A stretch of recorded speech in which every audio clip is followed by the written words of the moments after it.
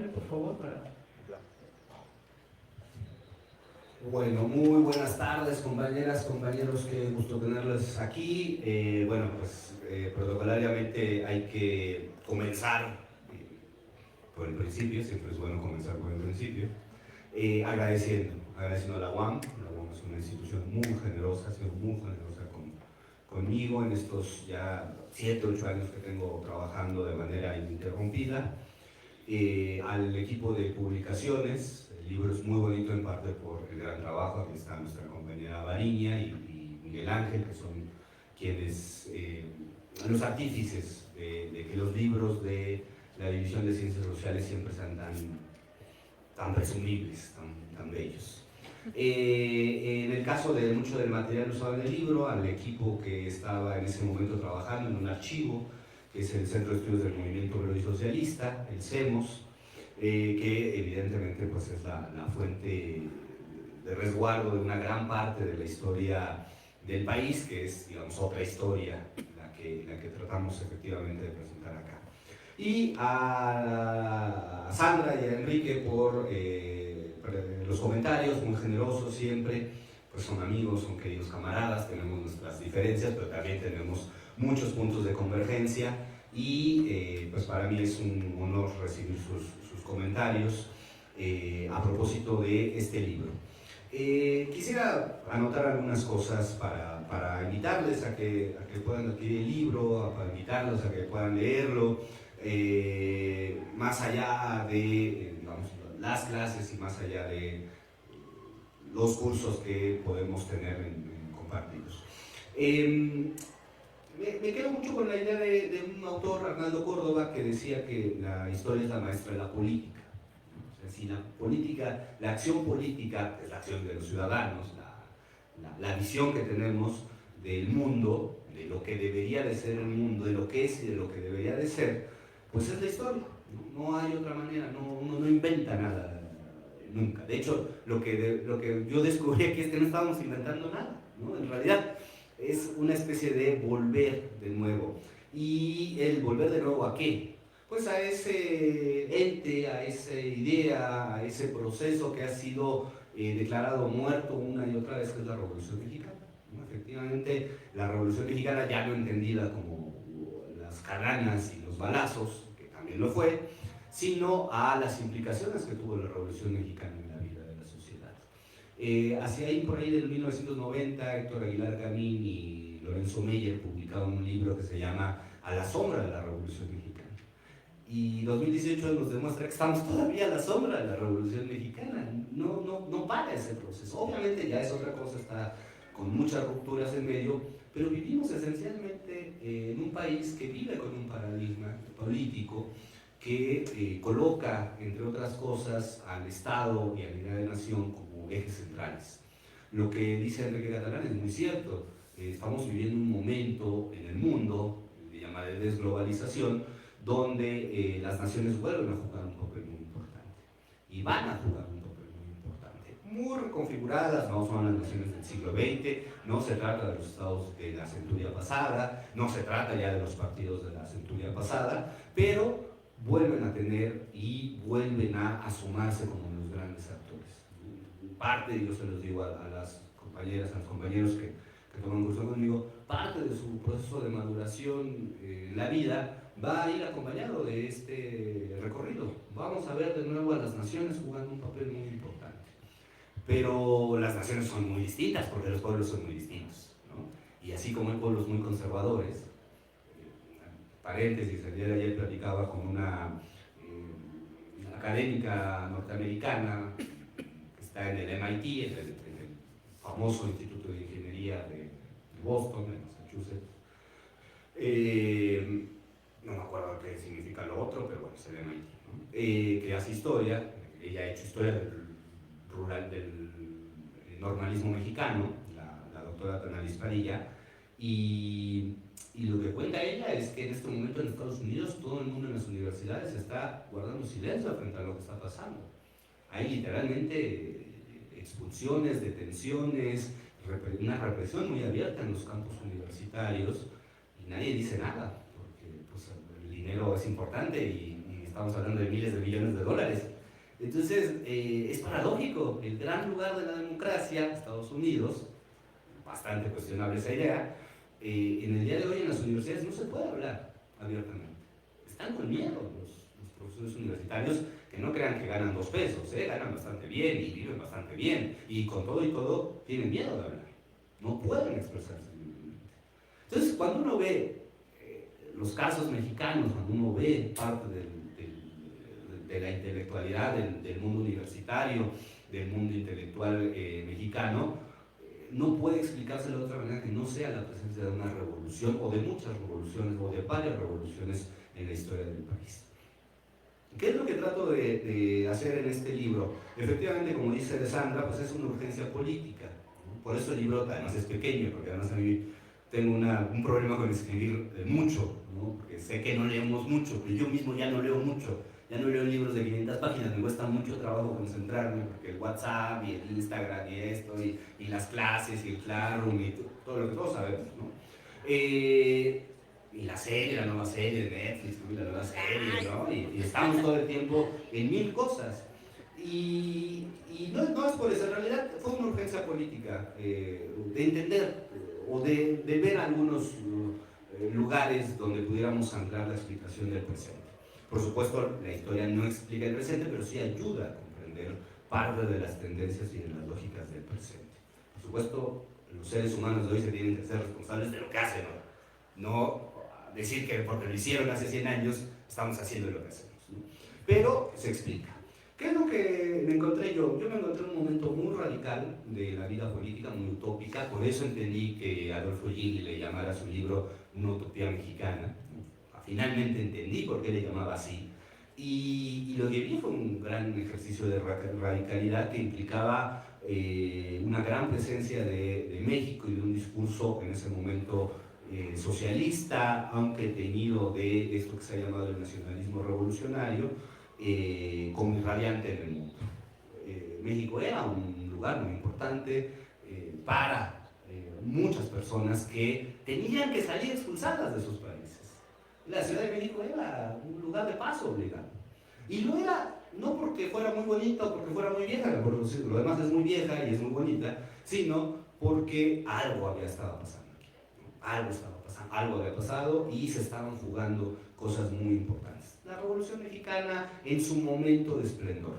La frase en el medio de la revolución es una frase que hace, de un discurso que da el primer presidente del Partido de la Revolución Mexicana, que es un guanajuatense, Luis Rodríguez, que después se va a ir comisionado, lo van a echar del partido porque lo consideran muy radical, y se va a ir comisionado a Europa y va a ser de los que gesten los exilios franceses y españoles que van a llegar a México, ¿no? Porque Europa está en guerra, entonces un momento coincide con el periodo de la guerra, como pueden ver en la periodización. Es ese personaje, es uno de los personajes que juegan en esta historia, y es esa frase en el medio de la revolución, que es pues que apenas estábamos pasando el inicio y que venía lo bueno, ¿no? Venía lo bueno, que es decir, la otra parte del día, ¿no? Lo que vamos a encontrar es que justamente entra en declive el periodo, ¿no?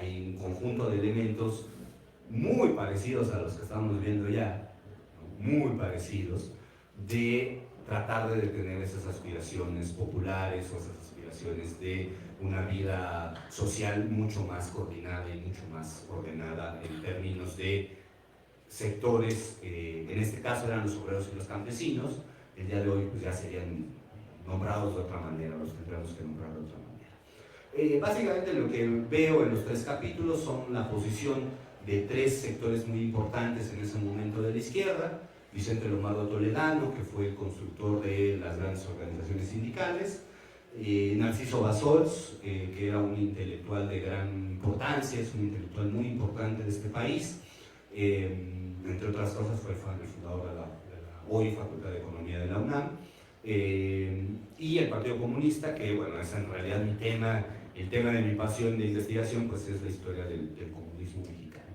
Y lo que encuentro es la convergencia entre un escenario mundial convulso, de crisis de liberalismo, muy parecido a nuestro mundo, siempre se los digo, el día de hoy se parece mucho, Y las respuestas que se dieron en el mundo, que fueron el fascismo, que fue el New Deal norteamericano, que fue el modelo colectivista soviético, y uno muy particular que fue el mexicano, mucho menos famoso que los otros tres, porque obviamente sucedieron en Europa y fueron grandes potencias, pero el modelo mexicano que se ensayó en ese momento era bastante democrático, o quería ser bastante democrático, entendiendo por democrático aceptar las demandas de los sectores sociales mayoritarios.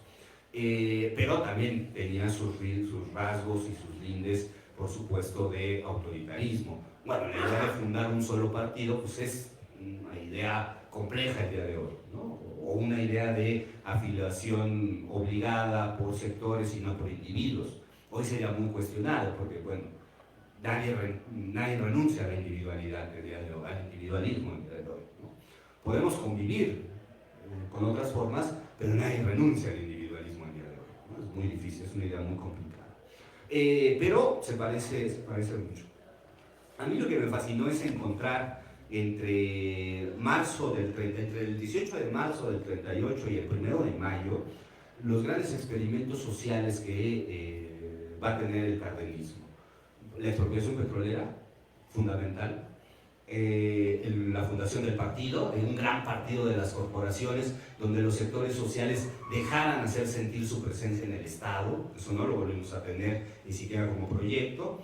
La administración obrera de ferrocarriles, que es un episodio muy olvidado, cuando Cárdenas le da al sindicato ferrocarrilero la administración de una de las industrias más importantes, no solo la nacionaliza, además se la da a los obreros, va a fracasar rápidamente la administración obrera porque va a encontrar muchos problemas.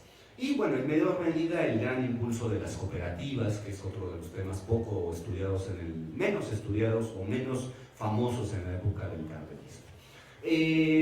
Y todo eso en medio de un convulso mundo que va hacia la guerra, que está transformándose. Parte de los personajes del capítulo dedicado al Partido Comunista Mexicano vienen regresando de Moscú, vienen regresando del séptimo Congreso de la Internacional Comunista, que fue esta organización que se formó después de la Revolución Rusa. Son tres, uno de ellos muy famoso porque fue un escritor, Hernán Laborde, que es el dirigente comunista, Miguel Ángel Velasco, que es un organizador de campesinos en Michoacán, y José Revueltas, que va a ser uno de los grandes escritores de este país. Vienen regresando de Moscú, justo hace 90 años, en el 35, y dicen, bueno, vamos a cambiar, tenemos que hacer del comunismo mexicano una fuerza nacional, una fuerza que se reconozca en la historia de la nación. Y con esto viene ya un periodo que es el que aquí denoto como lo nacional popular. Y que va a encontrar rápidamente fin, porque es peligroso, una de las cosas que se me olvidó mencionar. No solamente está la fundación del partido, la nacionalización, la administración obrera, también está la propuesta de Cárdenas, que es de las primeras cosas que demuestran que ese no era un partido de Estado donde el presidente decidía todo. Del presidente Cárdenas de modificar el estatuto de los trabajadores del Estado. La propuesta de Cárdenas era que los trabajadores del Estado tuvieran los mismos derechos sindicales que los trabajadores de la industria. Pero una cosa es soportar una huelga en Pemex y otra cosa es soportar una huelga en el registro civil, por ejemplo, ¿no? O sea, son dos dimensiones muy distintas. Y de hecho, ya fundado el partido de la Revolución Mexicana, no apoyan la propuesta de Cárdenas. No encuentra Cárdenas apoyo para llevar su reforma de que los trabajadores del Estado tuvieran los mismos derechos sindicales. Tenía muchos problemas, probablemente era la decisión más racional desde el punto de vista de la razón de Estado no darles derechos, pero te habla del impulso que el propio general Cárdenas tenía con respecto a esto. Bueno, ¿qué más van a encontrar? Volver sobre la figura del general Cárdenas. Los mitos son muy importantes y el del general Cárdenas es uno muy importante. Es uno que articula la construcción de instituciones, porque Cárdenas fue sobre todo un constructor de grandes instituciones, muchas de las cuales siguen vigentes el día de hoy.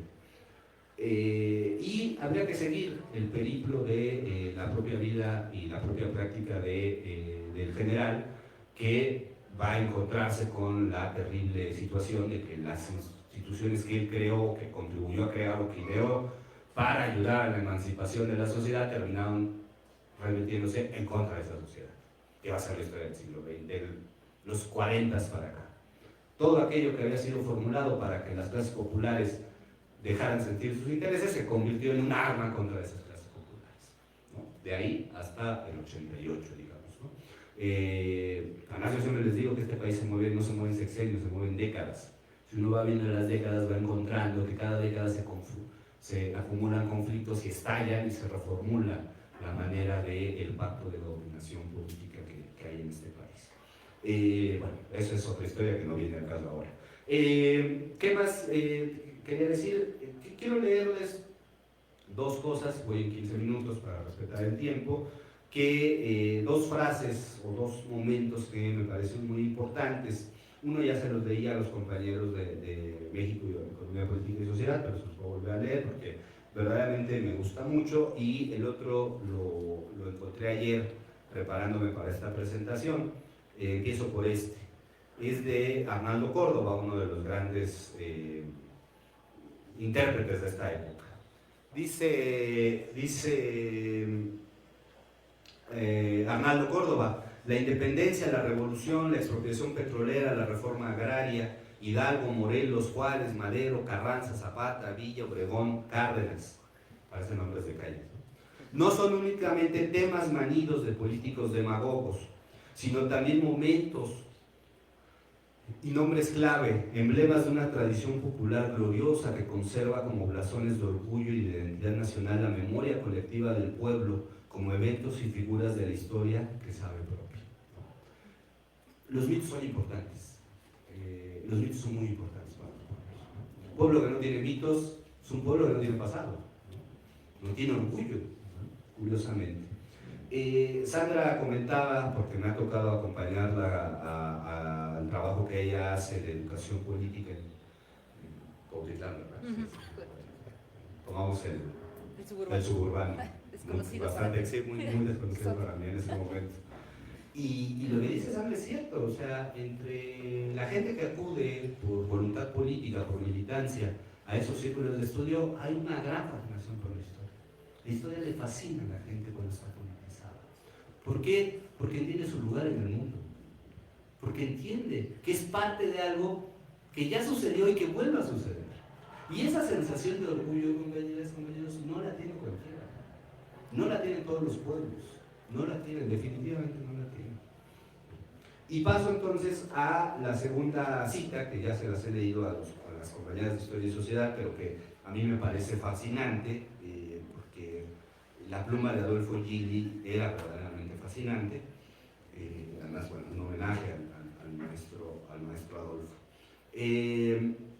Es un artículo que publica en Proceso, que después se incluye en El cardenismo, una utopía mexicana.